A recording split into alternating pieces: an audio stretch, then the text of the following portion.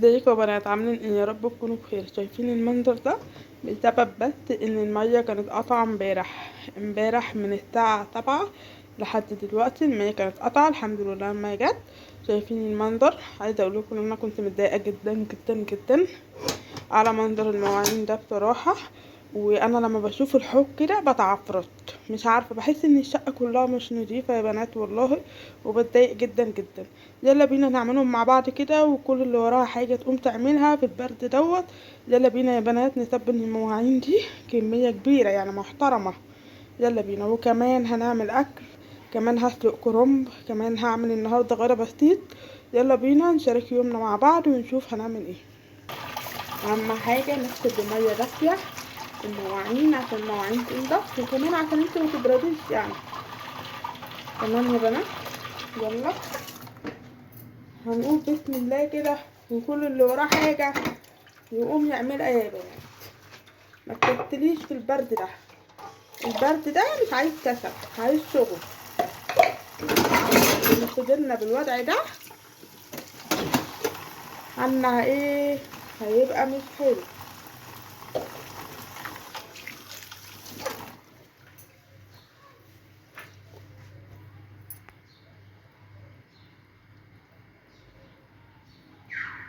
صح ولا لا يا بنات؟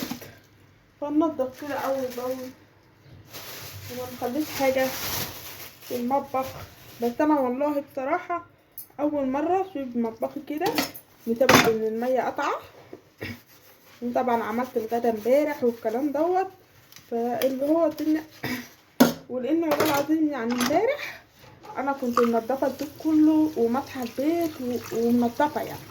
وبعد ما خلصت المية قطعت، فقلت الحمد لله انها قطعت بعد ما خلصت، يعني قطعتش يعني في نفس الوقت اللي انا بعمل فيه.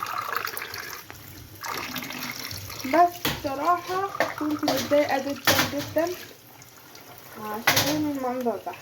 فهتبله بقى، مش هياخد مننا حاجة، وهنعمل كمان غدانا وهنعمل كل حاجة زي ما انتوا شايفين كده.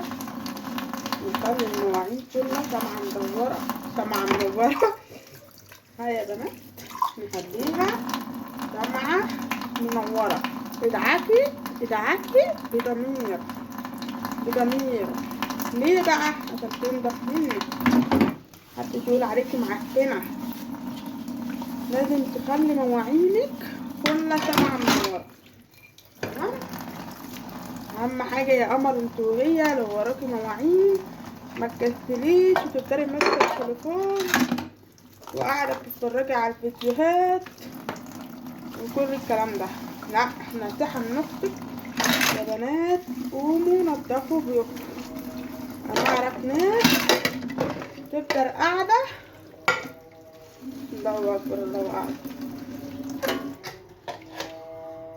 بصوا مرحلة الحلل كمان، يعني انا فضلت الباقي ولسه في حلل. ما تنسوش بقى تصلوا على النبي على افضل الصلاة والسلام.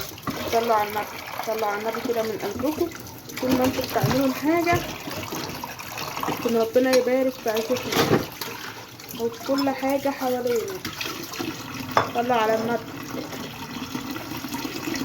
لازم تسبني بوتاجازك كده، قصدي حوضك كده، تخليه شمعة منورة نلمع كده من تبوتي لما شوفي وشك كده، شوفي وشك فيه. نضفي نضفي نضفي وادعكي وادعكي وادعكي وادعكي بضمير. ده حقك، محدش هيعمل زي ما انت ما بتعملي. نضفي البوتاجاز بقى بالمرة يا بنات ونخليه سمعة كلها منورة اهو، ولا في حد اهو، ولا فيها خدت مننا وقت. والحوض نضف والمواعين نتفت كمان. اوريكم المواعين، المواعين نتفت يا بنات. وكمان هناخد الحوض بتاعنا ده، مش عارفه انا النهارده بقول على الحوض بوتاجاز والبوتاجاز، يلا ما علينا. هنضفه بقى تنظيفه حلوه، وهلمعه كده واخليه فله شمعة منوره. وهعمل الغدا، وكمان هعمل كرنب. محشي وورق عنب وكده. لو عايزين اشارككم يومياتي دايما اكتبولي في التعليقات وشجعوني كده يا بنات، وقولوا لي يا لوكا اعملي واحنا معاكي. تشجيعكم ليا والله هو ده اللي هيخليني انزل واتحمس دايما ان انا انزل فيديوهات حلوه.